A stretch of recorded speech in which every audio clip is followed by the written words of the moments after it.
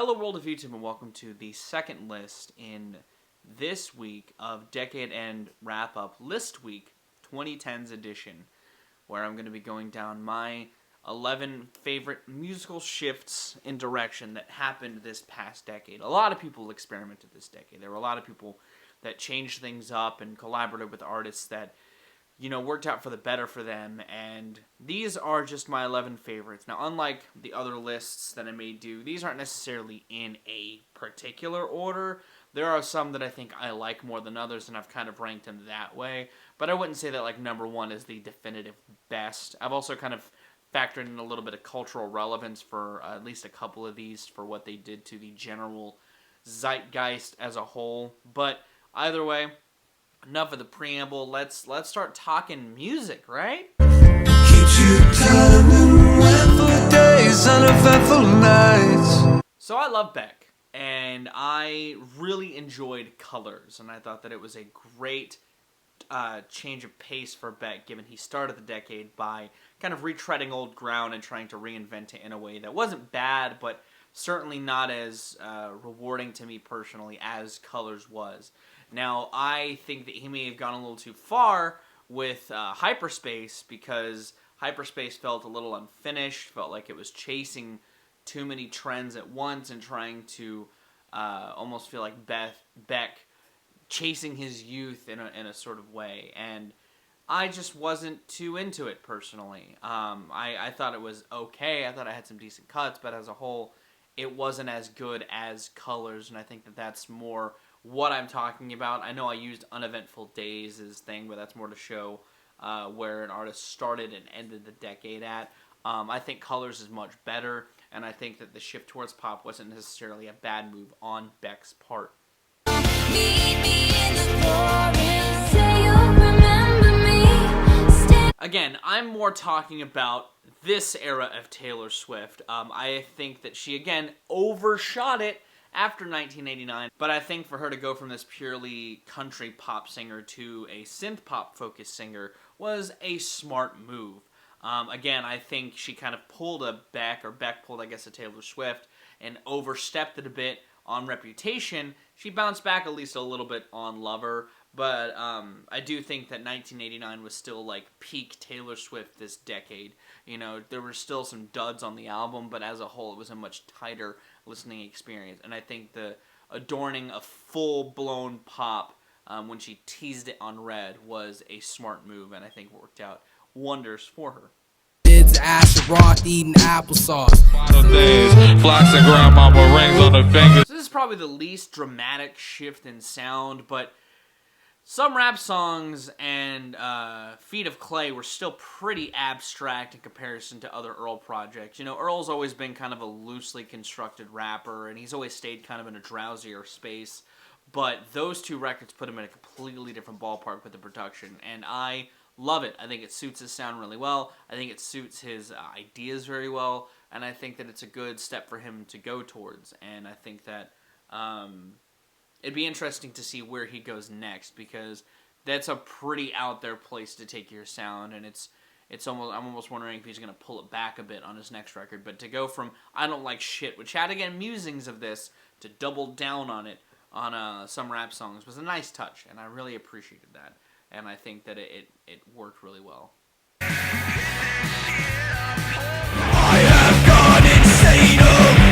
King Gizzard kind of did a lot of experimenting this decade. I know they kind of started off as this like rock band from Australia, but them dipping into like boogie woogie rock, and then to just go completely off the deep end with a thrash metal album was super surprising. And I personally really loved the thrash, divings. I already talked about that. It was on my albums of the year last year, but damn, was that a huge surprise that they were able to pull it off so well. I think King Gizzard are a talented batch of dudes, and they've done some pretty interesting stuff with their sounds, with their particular brand of rock, but I think that to abandon that and just double down on heaviness was a smart move, and one that I'm sure they won't revisit again, but like I said in my review, I'm glad we at least got a slice of it, because they make it pretty good, in my opinion. The brightest beautiful. David Byrne seemingly changed St. Vincent's life. She started the decade already kind of in a newish sound. She made a much more artful project with Strange Mercy that had a little bit more airiness to its soundscape. You know, there was bits of that on Actor and Marry Me, but she definitely started to kind of creep up into different realms at the start of the decade that she just completely shifted with her collaboration with David Byrne, and seemingly doubled down on a lot of funk rooted sounds that I think were awesome.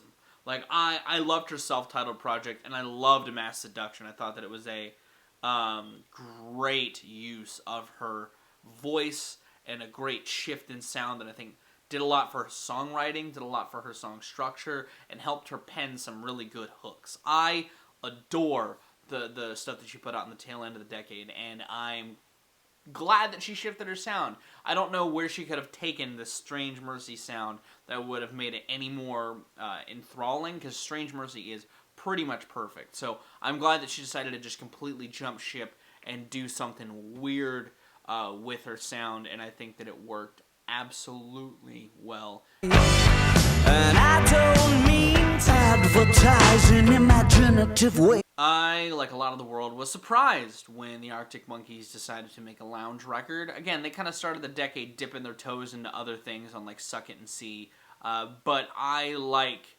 the completely off-the-wall lounge piano rock aesthetic that was on Tranquility Base. I mean, it's probably my second favorite Arctic Monkeys record. I just like how Alex Turner turns into this weird, sad crooner, and the band crafts some still really densely constructed sounds that I think work really well for them. I think that the idea of making a concept record about Space Lounge is just dope, and I love the way they pulled it off. You know, I think that they pulled it off graciously, and yeah, I honestly hope that they keep experimenting. They don't necessarily need to do this again, but I hope that they bring more surprises in the decade to come, because this was a huge gamble for them, and I think it paid off wonderfully.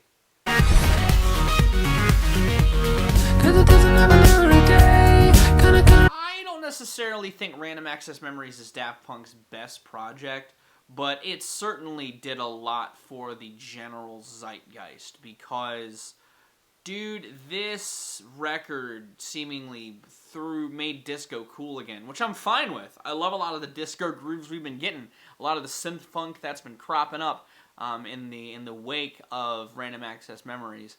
And I will say, I have been missing Daft Punk's sort of touch in music since it's dropped. You know, they've done stuff here and there. You know, they've worked with The Weeknd and stuff like that. But I'm really hoping that they don't necessarily follow up with another record like Random Access Memories, but I hope that they take the idea of completely changing their sound, or, you know, completely shifting away from the house-driven or synthetically heavy tones that were on their Tron soundtrack or their Human After All record, and completely just reinvent themselves again. I'd love to see them pull just a David Bowie and just start a new era where the general populace can just kind of follow in droves, from contemporaries like Justice to even groups like Twerp kind of gaining more prominence, because Daft Punk kind of helped make this sound big. I don't know. Daft Punk did a lot for music this decade. Them and Pharrell. And I like it. I love the sound. I think it's great, and I love a lot of that record, even though I wouldn't say it's my favorite Daft Punk album.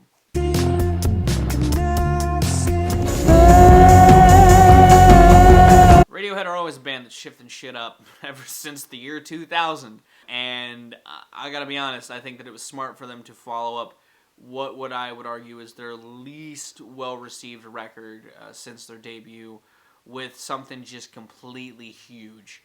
Something gigantic in scope and sound. You know, I think that when they dropped their James Bond theme, I think that also presented them in a way that people weren't expecting, and I think that it was smart to kind of do that before making this album that was completely orchestrally focused. I adore their sound on A Moon-Shaped Pool. I've kind of talked about that recently in my discography review, and I think that it was smart for them to do that, because they have very few places they can go now. You know, they're a band that's experimented so much, pushing the limits on what it means to be a rock band. And on A Moon-Shaped Pool, they continue to do that in ways that people were not expecting. And I think, again, paid off wonderfully for them. You know, they did it so masterfully. They integrated string sounds and this whole new aesthetic to their sound gracefully. And it's astounding, because it's still, like, one of their strongest records and a catalog of classics. Yeah, Gambino, make it work. I'm the boss, move something. I wake up feeling like you. You know, I almost put Kendrick Lamar on here, but you can kind of see that he was, again, teasing the sounds of stuff on T-Pab on Section 80. You know, he was dipping into jazz rap. He just made it popular on T-Pab, and seemingly a lot of artists just rolled with that. The sort of funky R&B infused sound, and Childish Gambino did it well. I know Donald Glover's slowly, again, distancing himself from his beginnings of Freaks and Geeks and Camp, but even because of the internet, while it had its own experimentation, it didn't sound a damn thing like Awaken My Love. You know, it was a big shakeup that I think his sound needed. I think he fits this glove really well, a lot better than some of the gloves he was trying on his earlier rap-centric stuff. You know, I think R&B is a good sound for him to toy with, you know. I think This Is America, you know, had its own versions of that and melding it with contemporary hip-hop, and I think that worked really well as well. But I really love the sounds on Awaken My Love, and I hope that he kind of infuses that with This Is America more to make a much more bold-sounding project. And I hope that he does drop something soon that shows him shaking up his sound once again, because I think his sound kind of needs it. You know, I like Awaken My Love, but like some of the other projects I've talked about, I don't need another one of those. I would just like to see him kind of expand on that a little more. A sleepless, rose-colored boy. Hear you. And I completely forgot to talk about this, but Paramore's sound into 80s synth pop worked fucking amazingly. You know, a lot of the pop punk contemporaries of the 2000s seemingly were adorning a more pop-leaning focus. You know, Fall Out Boy did it, Panic at the Disco did it, and I think Paramore was the best to do it out of all of them. You know, their hook work is just incredible. Hayley Williams sounds fantastic over these sounds, and I think the band sounds really tight over it still, and I think that these kind of shimmery production flares just work really well for what they're writing about, and I think that they do a great job at making that sound work well with their lyrics that still sound kind of bittersweet. And again, I don't know if I want another one of these. I could honestly go for more of this. I know Hayley Williams' solo stuff that she's working on doesn't really sound like this, and I'm fascinated by that. But if Paramore were to come back together and drop another record like this, I wouldn't necessarily be mad. You know, maybe if they double down on the pop-centric stuff and just become a weirder pop band, that'd be cool. That'd work wonders for them. I didn't mean to put this high, but hey, we're talking about it now, and that's fine with me. Grab the umbrella when it comes to your perception. Make my earthquake. Tyler's evolution, man, was just insane. You know, I liked his earlier stuff. I liked Bastard. I liked bits of Goblin. I still thought Goblin was a little underwhelming. But I think he shifted his sound at the right time. You know, a lot of his juvenile sounds were getting kind of stale, getting kind of played out. And I think it's smart that he kind of shifted towards something a lot more mature and a lot more personal in a new way with Flower Boy.